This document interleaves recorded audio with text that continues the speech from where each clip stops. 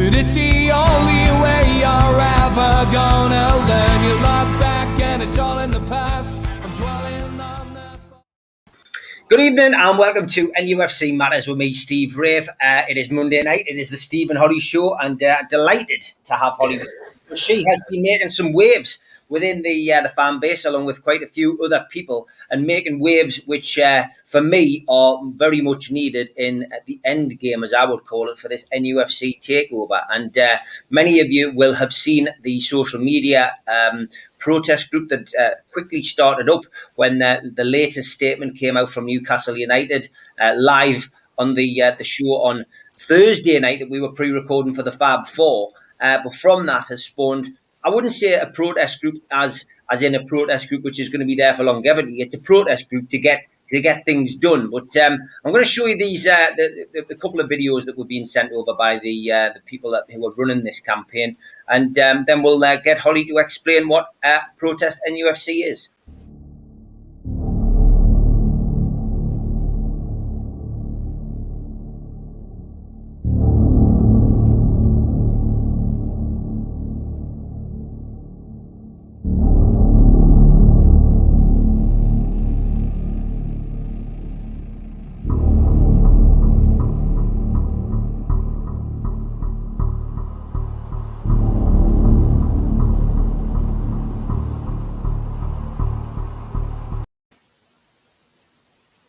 Okay, Holly, so the time is now.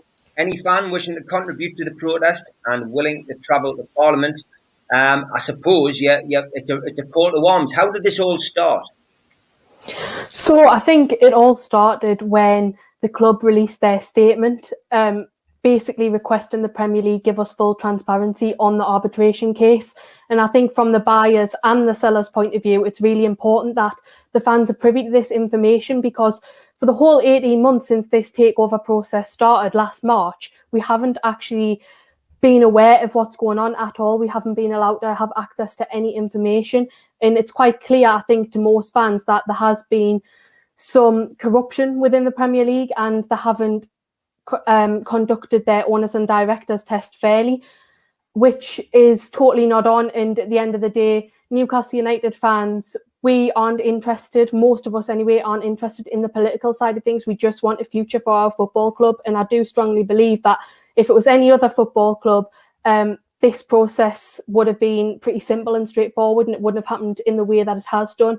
And I think the longer that the Premier League are able to keep all the information to themselves and not share that with fans and put it in the public domain, the more likely they are to be able to continue getting away with the corruption that they have been doing for the past 18 months. And of course, then it makes it much harder for us to get the result that we want, which is a PIF, PCP and Reuben Brothers takeover. So basically, we just wanted to assist both buyers and sellers in making this public information, one, so the fans can actually have a say, know what's going on in the future of Newcastle United, because at the end of the day, football is for the fans. And without the fans, it's nothing really. So we should have access to that information from the offset. But also, we do believe that by making this public knowledge, we are much more likely to get the result that we want and get the takeover done, hopefully sooner rather than later. Because as we've seen today, the Premier League have delayed it even further and requested an extension, which they've been granted. And this isn't gonna go away if we don't do something about it now. The Premier League are just going to run havoc and do everything they can to stop this takeover going through. I think a little bit of clarification from your side, Holly. I am not involved with this, am I, at all? No, not at all. Obviously, NUFC Matters as a channel and stuff supports the protest, which, like lots of different channels do, lots of different organisations and fan groups do support this. We're trying to get as many on board as possible. But it's not about individuals. I think that's something that we really need to stress. It's not podcast against podcast. It's not got nothing to do with YouTube, to be honest. It's just the Newcastle United fan base. And we want as many different people with as many different points of view and all Newcastle fans to unite on this and just come together to get a better future for the club. It doesn't matter whether you like Newcastle Fans TV, the Magpie channel, Gallagher Shots, NUFC Matters, anything. It doesn't really matter. If you're a Newcastle fan and you want a better future for the club, then we need to unite on this. But no, Steve isn't behind this. We've got a board of a few people that's on, and of course anyone's welcome to have input. And if you do want to get involved, tweet the Twitter page, which I do have on my name tag, and it's protest NUFC. If you want to be involved, just give us a message and we'll get back to you. Yeah, at Protest NUFC on Twitter is the place to find out the information about this. This is the problem, of course, with social media, and as people are saying, 15 thumbs down on the show. Some of that might come from the gangster stuff, which I obviously put on the channel as well. There is potential for a few trolls to transgress from that. However, I did put a very long message out on Twitter this afternoon, just really in support of Protest NUFC, but also condemning the trust. I've sat and said nothing. I've emailed them today to ask them to cancel my membership. I genuinely feel, and this is my personal opinion, that the trust have sat on the fence throughout this whole process. And I've listened to them. I've spoken to the people there. It's quite clear that there's a rift between certain people who I'm involved with in the trust. I think some of the attacks on Steve Hasty have been despicable on social media this weekend, and I think that unfortunately, that is the situation we find ourselves in. Fans on different sides of a particular divide, now clearly all rowing in the opposite direction. Not really what we want for this particular protest. However, I felt I needed to make a stand today. As always, I get trolled incessantly. People accuse me of trolling. One of the ones I had today was this, Josh. And really, folks, those of you on Twitter will see this all the time. Those who aren't on Twitter essentially will know the kind of rubbish that I have to deal with. Some of the stuff that he puts up is factual, Josh. He says, being called an attention seeker by Wraith minions. I mean, I don't have minions. I have friends. I have followers. I don't have minions. And it says, minions of a man who ran as a Tory MP. Yep, I did. I ran as a Tory MP in the Felling, where I grew up, and I ran against the BNP. The BNP knocked on my door, asked me for my vote, and I thought, you know what? I don't want to run as a Labour MP. I'm going to run as a Tory MP and try and split the vote. Well, it's a well-revered story. I've talked about it many times, something I'm very proud of doing, and something which I wouldn't do again. Certainly not for the Tories anyway. But from my perspective, very pleased that I did it. Hosted a public funeral for NUFC. Yeah, Graham Cansdale, who was part of Mike Ashley Out campaign at the time. This is something we'll be covering on Newcastle United. And the guys from NUFC Fans United, myself, Steve Hasty, and many others, all sat down and we put that together. But I ended up getting the job as the vicar right at the last minute. Again, wasn't me organising that. The funeral coffin came from somebody who who Graham knew, and again, I find myself having to explain myself, but this is what I'm being accused of. Replatformed Tommy Robinson. Yes, replatformed Tommy Robinson and interviewed him. I asked him every difficult question that I could. The interview received 50,000 views on the channel and then was taken down by YouTube. But pleased that I did it. Pleased that it cleared up any friendship that people seem to think we have, and really pleased that I did it. Did it cost me things? It probably cost me a few people on the show, which we all know about, which we'll not go into. But ultimately, it cost me nothing. I personally stand by that decision to do that interview. I'm pleased I did it, and I'm pleased I held him to account on this channel. Very proud to have done it. Made pals with GB News Team. That's in reference to an interview that we did today. Myself and Keith Patterson from NCSL, we sat down and we were invited by Rachel Sweeney, who's a good friend of mine. It's been a good friend of mine for many years. She used to do Northeast Tonight. She used to do the regional stuff on a morning. On Good Morning Britain TV with Piers and Susanna. She's moved now to GB News. I've watched it quite a few times. I think the local coverage is great. Some of it's good. Not everything floats my boat, I have to be honest. But I do enjoy watching the channel for the breakfast show. And of course, Rachel's on there. She has kindly offered us the opportunity to go and mention the takeover on there, because it's a swear word for every other channel. And obviously talk about the transparency situation and about the thing that Holly's organising, the protest that Holly and others are organising. Thank you, Rachel, for that. I gave an honest opinion on what I felt is the situation with the takeover and how I feel and how I'm sure many others feel. But made pals with the GB News Team. You need to do your research a little bit more, Josh. And has his own name on branded merch. Interesting. QTech John will be in the chat, no doubt. John runs NUFC Matters website. He kindly offered, because I was doing everything on this channel for free, and not charging people for the content. He kindly offered to do the website, and he provides all of the T-shirts, including this one, Mr. Freemason, which is something, again, I'm proud of being a Freemason, but something which somebody's been hurling at us for the last month on another YouTube channel, thinking it was something which I would be annoyed about, but I'm not. So, ultimately, has his own name on branded merch? I don't. But we do a lot of T-shirts for the food bank, and I think we're rapidly approaching £7,000 raised for the food bank. So thanks to Josh for that. He did put another couple of comments in. Write a book about how he's mates with the Craze. Of course, I had an involvement with the Craze for 10 years. Yes, you're very right, very correct. Good documentary, which has now been signed up and is coming out on all downloadable platforms and going to be available in all supermarkets nationwide, called The Craze Behind Bars. Yes, got a big interest in the Craze. Instigated a pile-on with Kendall, who Kendall, of course, used to be on Ladies' Night. Certainly didn't do that. I've tried to avoid any kind of contact with anybody from Ladies' Night on Twitter, and tried not to get involved. I did block them all initially when they left the show to avoid those kind of things. Certainly didn't initiate that, and appears on podcasts constantly.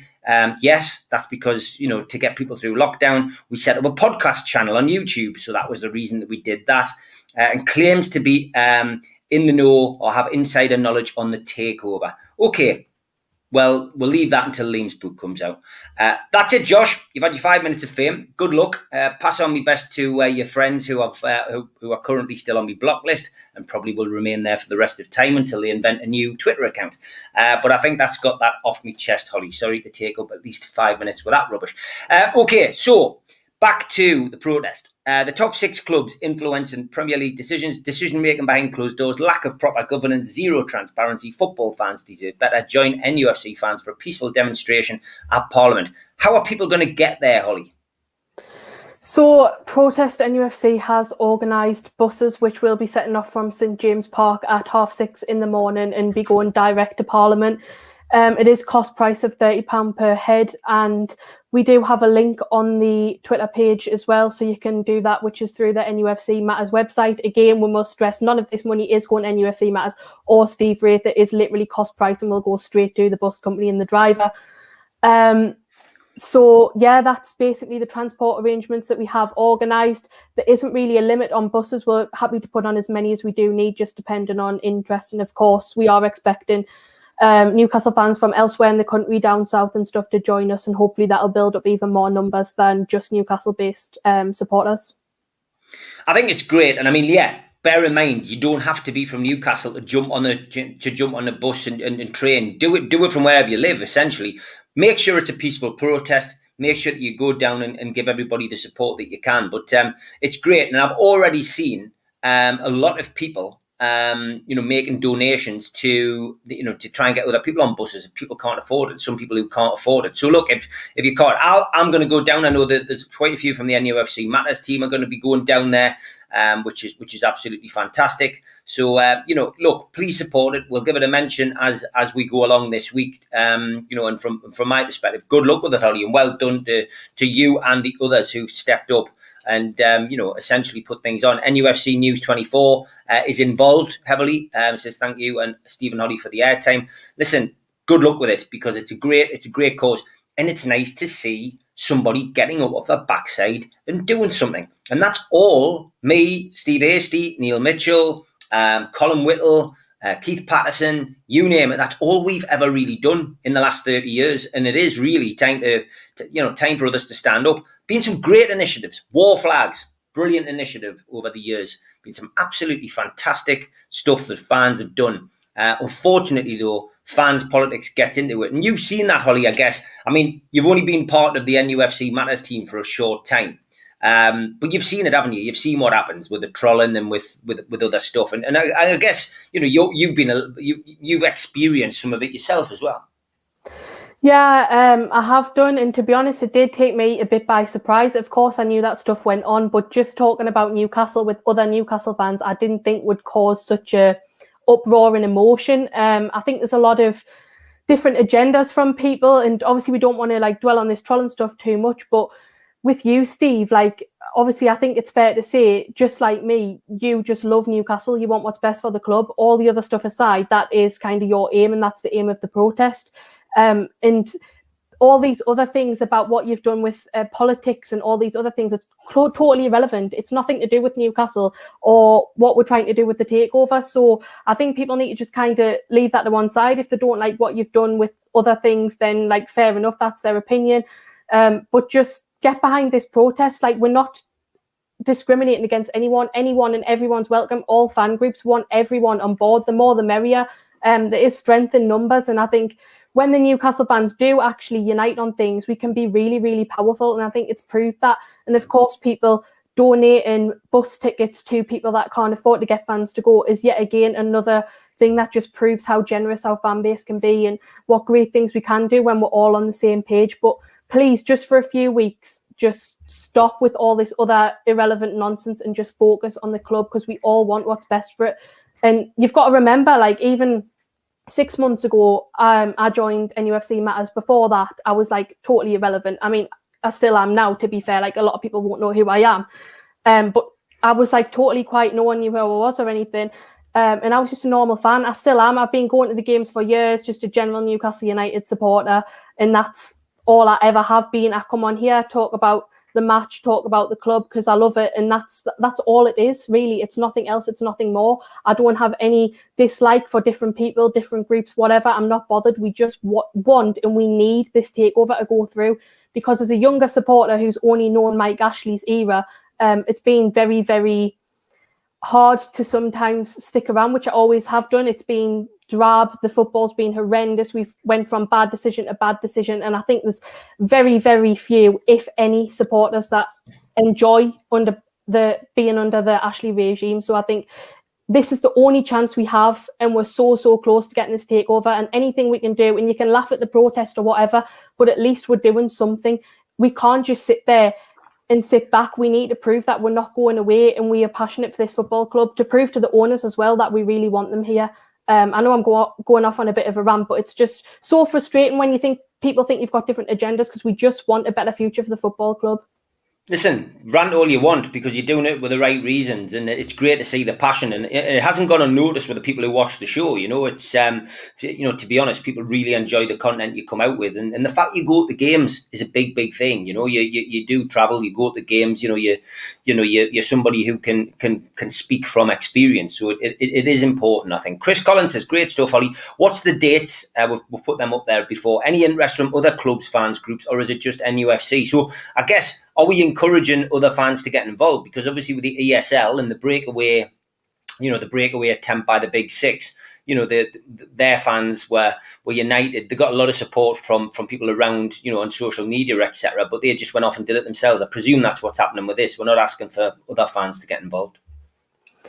Not necessarily, no, although I have seen some support from other clubs fans. I've seen support from Man United fans, and anyone that does want to support us and just wants to sort out the corruption that's going on within the EPL is of course more than welcome to come and join us with this protest. We're not, like I said before, we're not discriminating against anyone, but I would expect that'll be primarily Newcastle fans, because of course it is, the main aim is to get the takeover, and largely it's going to be Newcastle fans that want that, whereas other clubs fans won't be as concerned. But of course, fairness within the football government is a very important thing for all clubs. So if any other clubs fans do want to get involved, then they're more than welcome.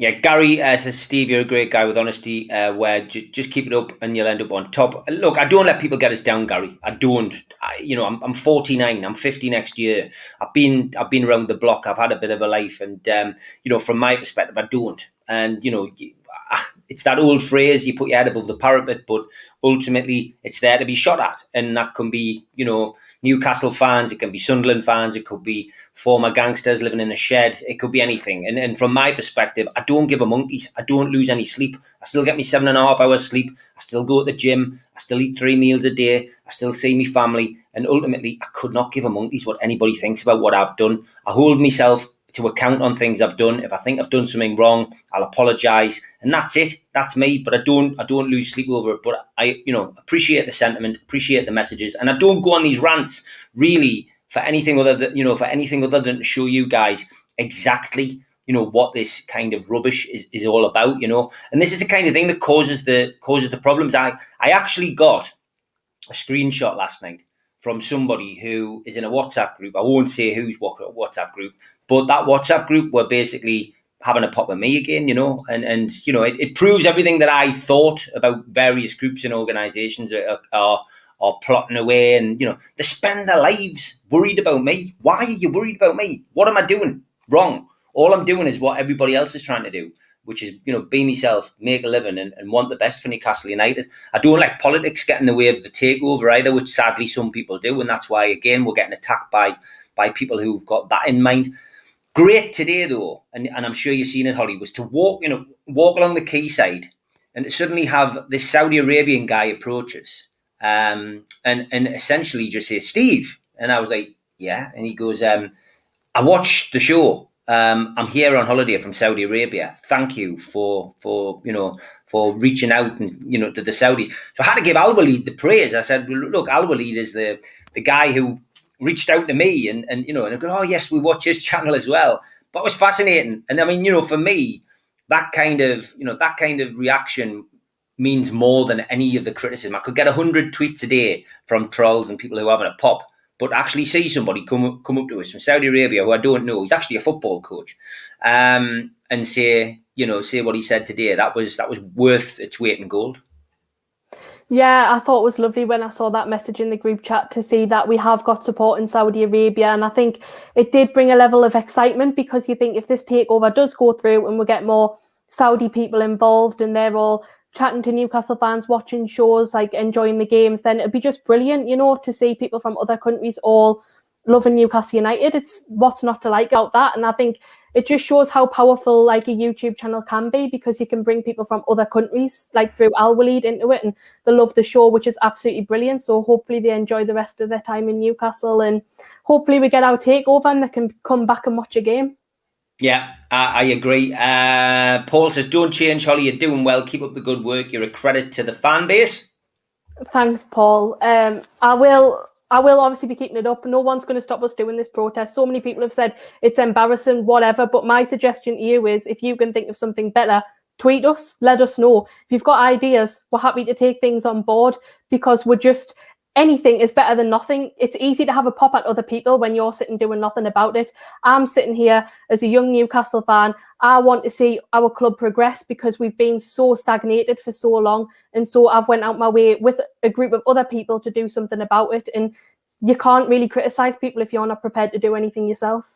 No, definitely not. Kenny Ranson says, "Are they really Newcastle fans? Surely they must see the importance of this push." Kenny, there's a lot of people very politically motivated. And as I say, politics is bunk, is probably what I would say. I'm not really somebody who's politically motivated. I don't go down to me local, sit with me mates and sit and talk about Labour, Conservative, Liberal, Democrat and whoever else. Do you know what I mean? I don't do that. I'm not really a political guy. Even Steve Hasty and that'll tell you, when we go out, politics and religion's the last two things we're going to talk about. It's bad enough both being Newcastle fans and having tried to work out why Steve Bruce is doing this, that and the other, or why Mike Ashley's doing this, that and the other. So, but unfortunately, some of these people are actually so far left, you can't see them, and that is essentially their goal.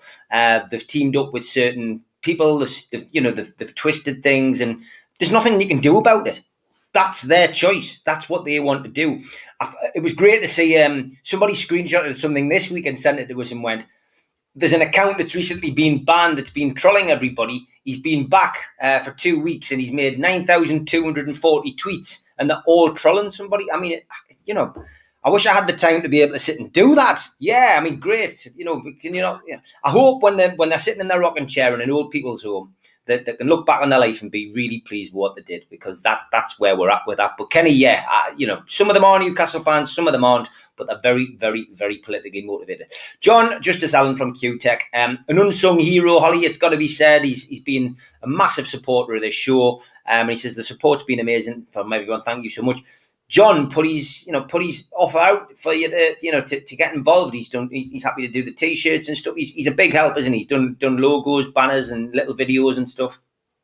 Yeah, massively. I can't stress enough how grateful we are for the support that John's given us over the past few days. I mean, I reached out to him asking if he could do us like a little video, and he was kind enough to do that, and that's all I was expecting. But he has gone above and beyond, and he's in the group chat now. He's helping us with ideas, and he's just doing anything he can. He's always sharing out on social media. So everyone give QTech a follow on Twitter as well, because they are posting a lot about the protest if you're interested. And obviously, thanks, John, for all the support that you have given.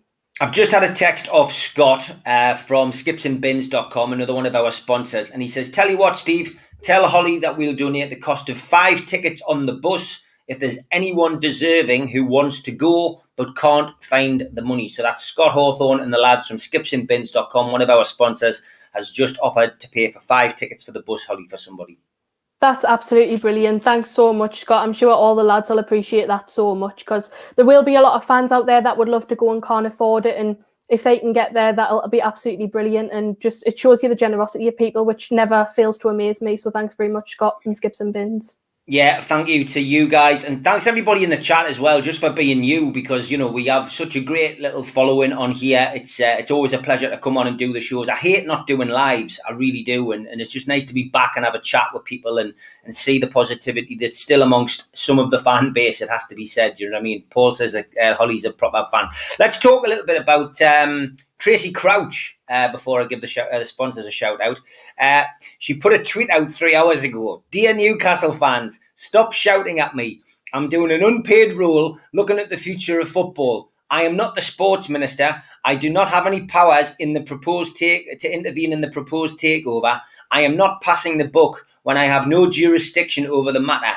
I think the best response to that was from Mere Dad, Amanda's husband, who said, Miss Crouch, thank you for coming back to us so quickly and for your guidance. We wish you the best of luck in your fan-led review. What did you make of that? It was quite funny. I did feel a little bit bad for Tracy, because I think she's been getting hundreds of thousands of emails from Newcastle fans, but hopefully that's cleared it up now and we know the right people to contact, because that must have been very stressful for her for doing a bit of an unpaid role.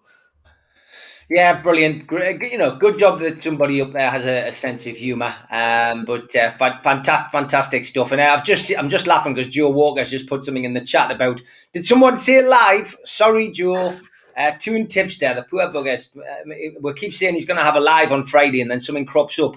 This Friday, Joe, it looks like I'm free to do a live with the lads. But unfortunately, the week after, we'll probably have to do a pre-record because we'll all be in London. So it's a bit unfortunate, but you'll get one. So you'll get one next week. So make sure you do your hair, get your best top on, and make sure you got your script ready as well. But looking forward to seeing you on the live. We'll send you the link, and hopefully the technical side of things will work out for you, Joe. And great addition to the show on a Friday night, Toon Tipster.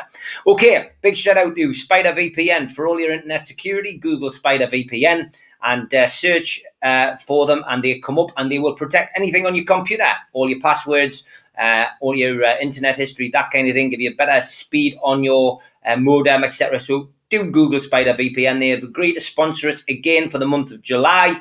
Big shout out to the lads down there, and to skipsandbins.com. As always, skipsandbins.com. Big shout out to Scott for just paying for 5 tickets for somebody there. And telephone 0800 25 45 25 3. Email inquiries at skipsandbins.com. Website www.skipsandbins.com. Easy contract, free and pay as you go waste collection. Already given a shout out to John from qtechshop.co.uk, the makers of pool tables and snooker tables in Wallsend. And not forgetting John from Jab Signature, who makes all of our flyers at a minute's notice. And big shout out to him as well. Don't forget, subscribe to the channel. We had another 150 new subscribers in the last 7 days, so welcome to you all. And please just hit the Newcastle Legends logo if you haven't already. It's free to subscribe. And hit the like button, not the dislike button, although when you hit the dislike button, it does make the video rise up those charts. So it doesn't do us any harm, although people do go a little bit mad about it in the chat. It does do well on the algorithms, and tends to rise a little bit higher. So thanks for doing that if you've hit the dislike button tonight. And click share, that shares it to your social media. Facebook, Twitter, LinkedIn, whatever. That does us a big favour. If you're on a Newcastle United fans group and they might want a little heads up about the show, then please share it to that. And drop into the comments box to have like-minded chat with Newcastle United fans. We also are on your podcast providers such as iTunes and Spotify and Podbean. So if you out walking the dog and you missed the show on YouTube, you can catch up on there. Also, the Food Bank are still running their matchday virtual bucket.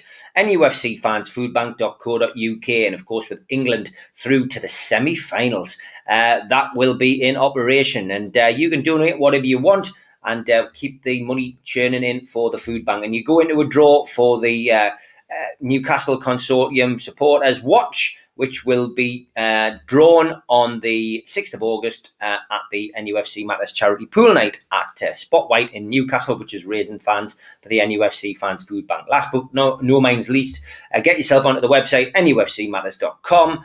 We do have some T-shirts, and I still kind of find one with my name on.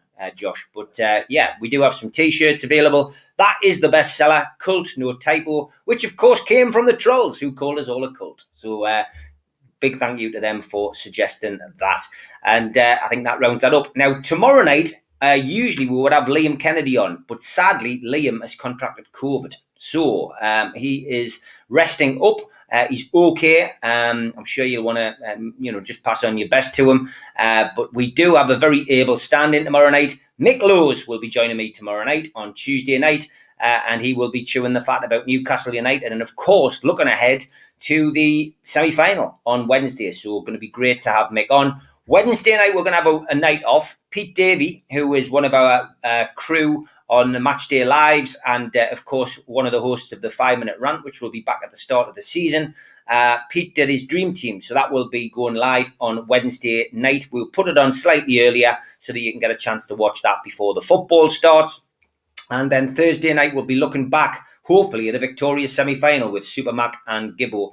And then Friday night, I'll be live with Steve Hasty, Neil Mitchell, Keith Patterson, and Toon Tipster as we look ahead to the final, hopefully, of the Euros with England in, and talk a little bit about what's happened with Holly and everybody organising the protest. So busy week as always, plenty to catch up on, and there will be one or two other interviews probably put in there as well. But there's guaranteed to be some more gangster rubbish, but you never know. It might all quieten down and I might not have to do anything more about that, but we'll see. Okay, let's talk a little bit about England, Holly. Wow, amazing. What a result. 4-0 against Ukraine into the semi-finals. Is it coming home? I don't want to get this played back to us in a couple of weeks, but I think it could well be, to be honest. I think we could make the final pretty easily. Not pretty easily. I don't think it'll be easy, but I think we've got a good chance of making the final. And then why can't we win it? I think it'll probably be us and Italy in the final. Italy's a good side, but at the end of the day, there's nobody you can't beat if you've got the right mentality. You play the strongest side and you're up for the game. We've got a young, talented squad. So, yeah, we could go all the way and bring it home, which would be absolutely fantastic. And if we manage to get the takeover as well, I think that would be the perfect summer. I think you could never top that. Oh, it would be mental. That's what it would be. But yeah, it would be fantastic. Megan Gaines, I've just seen your message. Thank you for your donation as well, mate. Much appreciated. Yes, I am still coming on your show tonight to talk about the Euros and about the ongoings in Gangland that I've had to comment on over the last few weeks. But yes, thank you, mate, for that. And yes, I will be coming on your show at 7:15. Just send us the link on Facebook, and I will see you on there later. I personally feel that Gareth Southgate needs a bit of praise. I didn't think I would ever say it. I actually enjoyed that game. And I've made a point, apart from the England-Scotland game, which of course we saw together because you came along to the documentary launch with your dad, I actually have made a point of staying in on my own watching these England games. I haven't been out. I haven't been down to these, bars and, big areas where people are chucking overpriced lager over you when the England score. I've sat in the house, switched my devices off, and I've sat and watched the games. And I am pleasantly surprised the way that England are playing, because I thought that was probably the most perfect performance I've seen from England for a long, long time. I think the last game I can remember England being so in control and dominant was against probably the Germany game when we beat them, but the Holland game in Euro 96 when we just absolutely decimated them. It was sheer joy, and we kept a clean sheet. And an amazing stat today: we are the first team in tournament football to keep 5 clean sheets in the opening 5 games. I just think, well done to Gareth Southgate. And I mean, no surprise that he's got Graham Jones alongside him as well. Yeah, I'd love to see Graham Jones bring a bit of joy to Newcastle being on the coaching team, and then we'll win the Euros. That would be very enjoyable. But yeah, keeping a clean sheet throughout the whole tournament is a massive achievement. And I think it's been a little bit unnoticed. I think people haven't been talking about it as much as they should have, because if we carry that on throughout the whole tournament, then we're never going to get beat. And the fact that we've managed to do that, and we've played some difficult sides, hard games, of course, in the Euros, all the games are tough. It's just been brilliant. I have criticised Southgate because I thought he didn't pick the right team. I've criticised the football at times, but when we won 4-0, I think now it's time to just admit Gareth Southgate is doing a great job. He's a good manager and he's getting the tactics right. He's also always sticking by what he believes. He's not giving in to fan pressure, and hats off to him for that, because I think a lot of managers would have gave in to the fans the amount of times we've been asking for the likes of Grealish to stop, but he's stuck with what he thought was right, and it's paid off. And the 4-0 win, now that we're starting to score more goals and it's not just Sterling that we're relying on, makes the football even more enjoyable. So it's just fantastic to watch, and long may it continue. Yeah, Megan Gaines says, Steve, how do you think Gazza and Shearer would fit in today's England squad? I think it would fit in really well. I think Gareth Southgate, as I say, deserves the praise. I've been massively impressed with Phillips. I think Phillips is so underrated in this team. He does the dirty work. And of course, that's the kind of player I enjoy watching. I genuinely look at him and think he's been great. I think that Raheem Sterling's had a great tournament so far. Harry Kane's starting to warm up, which is great. I think taking him off so he didn't get his hat-trick. He nearly got a hat-trick, of course, but taking him off will have him more hungry for goals. And I think Harry Maguire, I don't really rate him as much as a centre-half for Man United, but with England, he's just immense. He's a proper centre-half and people just don't know what to do with him, you know what I mean? So I think, yeah, I think he could, those two would fit in no problem. But depending on what formation that Gareth Southgate's going to play in, for me, he's got so many talented players, Holly, hasn't he? He's got, the fact that he's having to juggle between Sancho, Foden, Saka. I mean, obviously Saka was injured at the weekend, but he's got a multitude of great talented players, but he's getting it right each time at the minute. Yeah, he is. He clearly knows his squad very, very well. And I think that's the reason why there's been so much kind of to and fro about who we should be playing, because we've got that many talented players in the side and the youngsters are brilliant. I was really impressed with Saka when he came on. And of course, it's a shame that he's injured now, but I'd like to see him play some more at some point in the tournament if he's fit. We just have an abundance of young talent. And I know a lot of people criticise that, saying, I think it's more healthy if we have a mix of experienced players and youth, whereas we are mostly all youth. Yes, we have one or two experienced players, but it's playing off really well because they're hungry for it.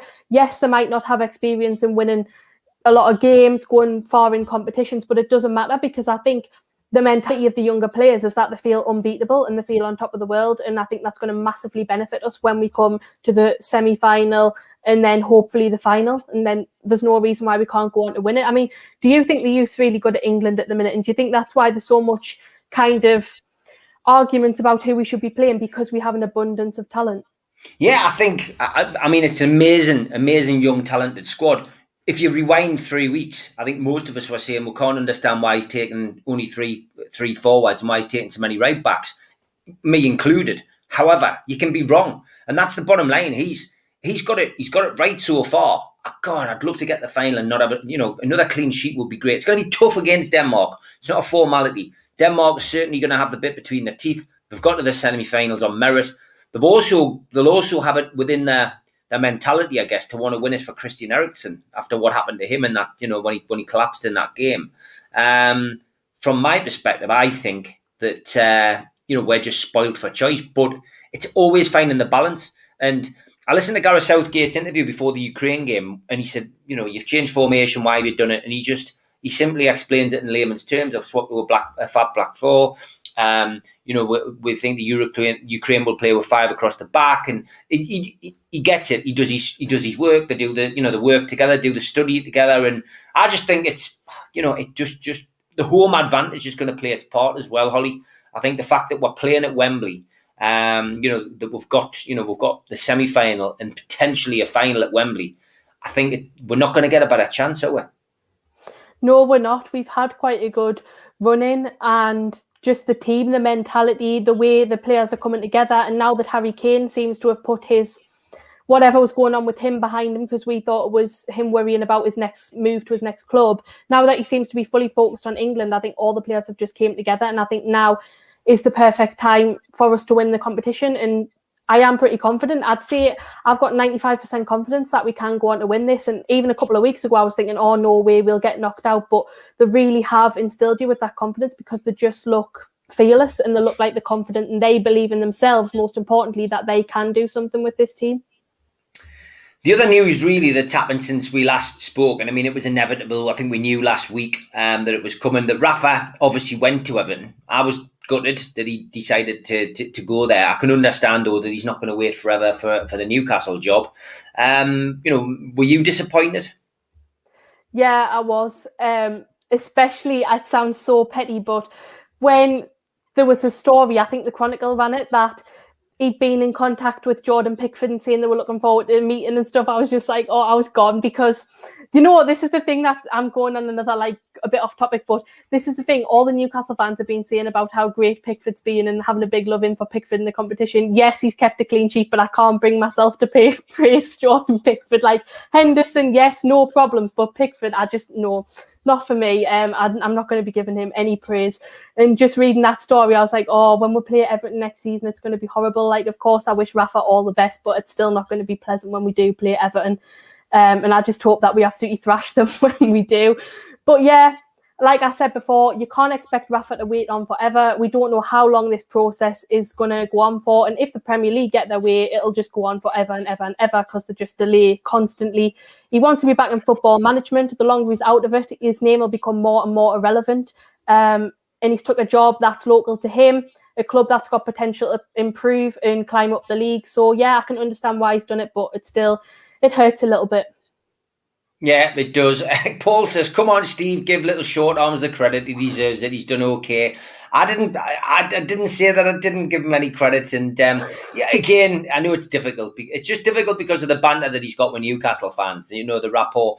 I begrudgingly like Jordan Henderson. I really do. And the goal he scored, first goal in 62 games for England, but he's just coming back and he's fit and he's, it's one of them. You've got to when you're supporting your country, I guess, you just park it for 90 minutes. I know it's difficult with Pickford, though. I agree with you. So, sorry, Paul, I'm a Holly on that.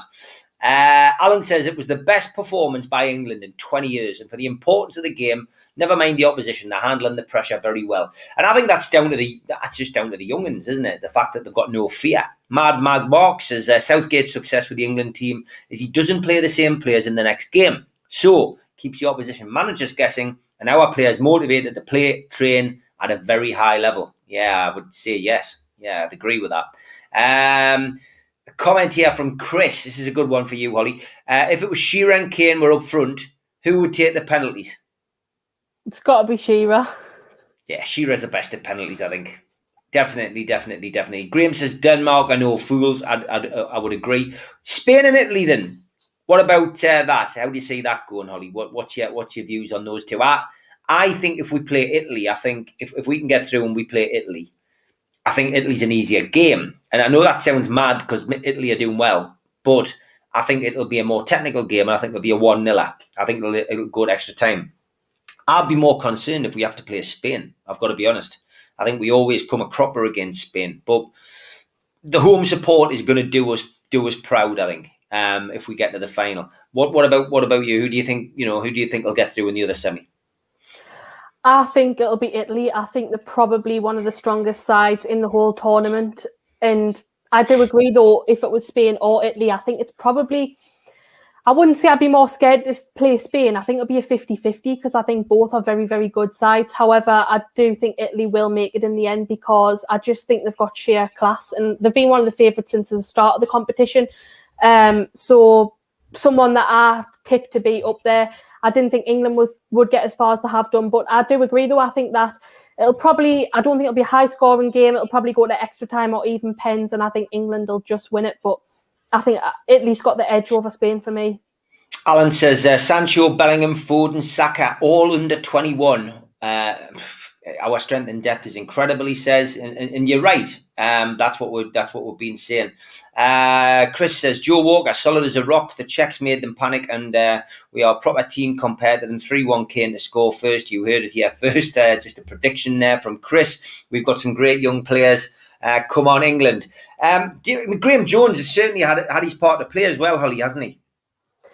Yeah, he has done. Of course, we know that we did well in the World Cup in 2018, but since Jones has joined the side, I think there's just a bit of a freshness. You see Jones always on the touchline as well, communicating with players. He does seem to have a good relationship with the different players. And of course, we saw the story about Jordan Henderson saying that he was very impressed with Graham Jones since joining the coaching staff. And I think he's got a bright future ahead of him, to be honest. And I just hope Newcastle can manage to keep a hold of him, even if it is under new ownership, because I think he's a very, very promising coach and he's done outstanding. If you think about what he's done with Newcastle and then he's gone and had a good impact at England, it just proves, how lucky we are to have him, because I think there'll be a lot of clubs that would snap him up at the moment. Chris McCarthy says, people raving about France's squad. Did you see the talent on the bench? Wow, Foden, Grealish, Henderson, Xhaka, etc. Teams should be worried. Yeah, strength and depth is incredible. Kirk says, I can remember Lineker scoring 4 in a 4-1 against Spain on Sportsman, if I remember. Yeah, that does. I do remember that. It's look, it's going to be exciting. Whatever happens, I'm really looking forward to Wednesday. Michael says, Southgate switching players keeps the other team guessing, but I think he's got a cunning plan to keep certain players fresh for certain games. Yeah, I mean, bringing Grealish on in that game, and he turned the game. It was, you're right. It's great to be able to be the team who do that. Brian says Italy have a chance if Immobile recovers from his injury. That was funny, wasn't it? What did you make of that dive? Yeah, it was quite dramatic. I think maybe he should have went into the acting career rather than football. Yeah, it was crazy, wasn't it? Unbelievable, and typical sometimes of international football. You tend to see it more in Europe than anything else. 1,000% agree about Pickford, says Christopher. My betting was whoever won the Italy versus Belgium game would win the final. I took Italy to win the tournament, so I'm not going to be conflicted. I want England to win and me to lose me bet, I'm afraid. But I did take Italy to win the tournament. Joe's already pricing things up as we speak for Friday. Italy 4, Spain 4, England 3, Denmark 3, a 5 double, 100 grand get on it, people. So that's an interesting one. You never know. I doubt England will concede 4, but you never know. Jody Jedi, France should have took Max with them. I wouldn't disagree. Shearer's the king, Kane the apprentice, says Chris. Thomas Wilson says, all right, Steve, all right, Ollie, keep up the good work on the takeover front. Thank you, Thomas. And Tom Dixon says, it's about 6 weeks till the Premier League starts and still no signings yet. Yeah, are you that concerned at the moment? I tend to feel that when there's a tournament on like this, that things will start moving when this all finishes. I'm not too worried about it, because I think I wasn't expecting a great deal to be done. I think we all know that Mike Ashley in his mind has pretty much just walked away from the club. He's not interested anymore. He just wants the Saudis, Amanda Staveley and the Rubens to take over. He doesn't want to have anything to do with Newcastle. And he's not going to start investing loads of money, not that he ever has, but especially now when he thinks that he's close to getting this deal through in his eyes. So I wasn't expecting it. We've signed a couple of youngsters, which is promising. Great to see on that front. But are we going to get in big money signings and change the side around? No, probably not. I think we've got to hope and pray that we do get the deal through before the start of the season, so that we do have a chance to bring in even a couple of players. But I'm just not too concerned about it, to be honest. And I have seen people saying, oh, well, why are you not kicking off at Ashley and stuff? Because, yes, short term, we can kick off at the club, kick off at Ashley, say, oh, we need signings in. But one, he doesn't listen to the fans, so it would make no difference because we've been doing that for 14 years. And two, what's going to be a better outcome if Ashley signs a couple of £5 million, £10 million players, or if we get rid of Ashley and bring in new owners? I know what the priority is for everyone, for Mike Ashley and for the fans. It's not about what we're doing this season. This season, if we stay up and get new owners, I'm happy personally. I'm sure you probably feel the same, and I think most fans will. Do you? Yeah, definitely do. New owners is imperative for me for Newcastle United this summer. It needs to happen. Yeah. If it doesn't, I'll be very, very disappointed. What did you make of Ashley's statement? Well, it was quite powerful, I think it's fair to say. It's not something you normally see Ashley releasing. He's normally very wishy-washy if he speaks at all, but I think that sent a very clear message to the Premier League about what the club's intentions were and what we're planning to do, and the fact that he believes, as well as I think most people do, that the Premier League have acted unfairly and there is a lot of injustices that's been done and a lot of corruption within the Premier League board that needs to be addressed. And he clearly feels that the fans and everyone has a right to see what the Premier League are doing, because, like I've mentioned earlier on in the show, they are being allowed to get away with things whilst no one's privy to that information. So actually, I did like the statement. I thought it sent a clear, strong message, and I think it's something we can fully get behind and support, because it shows that he is very confident, he's not backing down, and he'll do anything to get this deal through. Alan Thompson says, if we do win the Euros, how will we rate this England team against the 1966 World Cup team? Easy answer for me. I wasn't born then. But if you're going to press us for an answer, then the 1966 World Cup team is still the best, because they won the World Cup, not the Euros. Yeah, I do agree. Okay, that's that answered then. Did have a question from Tom Dixon. He was asking you, what did you think of the new shirt sponsor, Castoria? Castro, I think we all knew that it was going to happen. It was probably one of the worst kept secrets ever. I'm pleased that it's finally announced, so we can actually it's one thing cleared up, isn't it? Because we've got so many uncertainties, we don't know what's going on. I'm indifferent about it, to be honest. I don't really dislike them. I don't like them. I'd rather have had Nike or Adidas back, who were my favourites, but it's got to be better than Puma, because I think Puma were very, very poor. Yeah, I would agree. Jonathan says, do you think if the takeover doesn't happen, which he's hoping does happen, do you think Graham Jones will stay with England or go with Martinez wherever he goes? I mean, he's contracted Graham Jones. I would imagine he's going to stay with Newcastle anyway, but the England thing, it's something he'll do in his spare time. Yeah, I think the same. I think it's his dream, really, isn't it? He's on the coaching staff for his club and his country, and what more could you want? And I think if the club continue to support him and he continues to do a good job, then he'll happily stay here.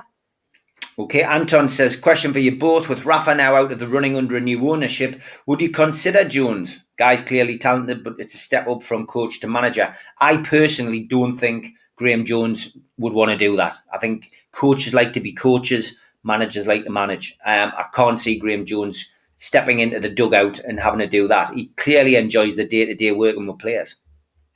I think the same. I think it's best to keep him as a coach. I think if we were stuck with Ashley and the takeover fell through and the alternative was continuing Steve Bruce's contract, I'd probably rather give Jones a shot if he was up for it. But under new ownership, no, I think I'd rather go for someone with Premier League or high-level football experience. Dennis Knows says, is she worried about casually selling players? I'm not sure whether you mean Holly, the cat's mother, Amanda Stavely, who you mean. Holly, are you bothered about Ashley selling players? No, not this window, because I don't think he will. I think it would be very strange if he did that, because obviously he's not expecting it to be his club for much longer. And if he went on a big thing selling loads of our key players, then that would devalue the club, which could cause potential issues with the price of the sale of the club. So no, I'm not worried about that. In the long term, if the takeover fell through, then yeah, because I think we'd lose the likes of St. Maximin and our star players. Lee asking if I've ever considered getting the True Geordie on. Look, he's so busy. I actually got the train down to London last week. We bumped into each other. We often see each other on the way up and down to London. He's a good lad, and he's helping Lawrence Osuweki, one of my professional boxers, with his social media and helping him get more of a social media presence. I'll ask the question. I will ask the question. It's not something I've really thought of, but he's so busy. He's got a lot of sponsors these days. Does he really have the time? I'm not sure, but I will ask him. I will ask the question, Lee. So thanks for the suggestion. Any ideas when the new shirts are out? I would imagine it's going to be fairly soon. John says home strip revealed Friday, apparently. So there you go. They're going to be out quite quickly, aren't they, Holly? Are you going to get one? It depends what they look like, I suppose. I won't be rushing to get one. Maybe if the takeover goes through, I'll get a shirt with Saudi, whatever, on the back and be absolutely buzzing. Or get Mbappe on the back. No, not really. That's a bit carried away. But I might get one if they look nice. But I'd probably rather wait till the takeover went through just to make sure that Ashley and / the club doesn't make any money from it, if we could do that. Yeah, okay. I'll do this before I forget. I was speaking to Amanda from Shambles Travels. Now, John, I know you're in Q-Text in the chat.